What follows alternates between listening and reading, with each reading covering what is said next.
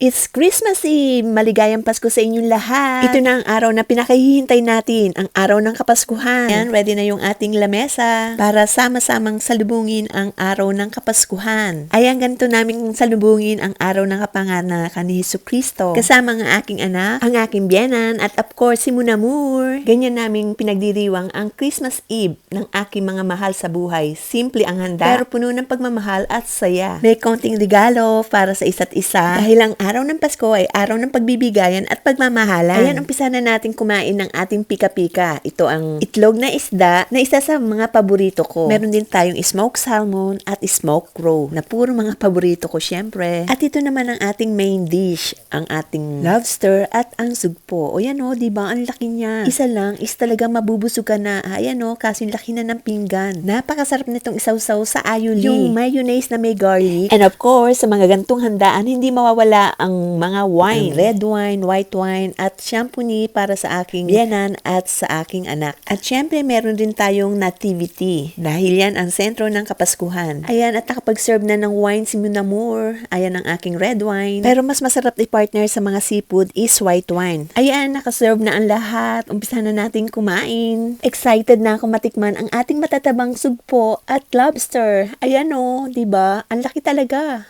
Ayan ang kanyang sipit oh, 'di ba? Malaman din 'yan. Mas magandang iluto talaga kapag sariwa pa at gumagalaw. Kaya ayan, talagang malalasahan mo ang tamis at linamnam. Ayan oh, talagang may aligi pa siya at talagang matataba at malalaman. Ang sarap ng lasa. Lalo na at isawsaw mo sa mayonnaise na may garlic. O yung aioli, ayan o, talagang ang laman niya. Kaya talagang nag-enjoy kami dito sa ating lobster. So ayan, kinuha na ni Munamor ang ating homemade foie gras. Ayan o, mas gusto ko kasing ako yung gumagawa ng foie gras dahil iba yung linamnam niya. Ito na, buksan na natin ang regalo mula sa US. Ayan, maraming salamat. Ayan, tigisa kami ni Munamor. Thank you sa aking hipag at bayaw sa pagpapadala ng regalo. Ayan, buksan na natin.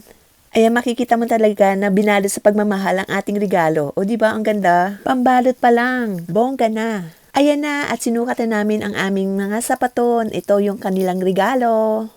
Tamang-tama, ngayong malamig na panahon. O diba, talagang magbibigay ng init sa ating paa. Maraming salamat. Ayan o, ang ganda. At si Munamur, sinukat lang, hindi niya nahinubad. Nagustuhan niya na ang init na taglay ng ating sapaton. Okay, it's dessert time. Ito na yung cake na dala ng aking anak. Wow, mukhang masarap talaga. Ang ganda ng texture at ang flavor niyang crunchy pistachio. At may nutty almonds din. With a soft, creamy finish. Ayan o, ang sarap talaga. Ito pala ang name niya. Ang Bush Entremet Nerolia. Sina yan para matikman agad. Ayan o, talagang creamy at maganda ang pagkakahiwa.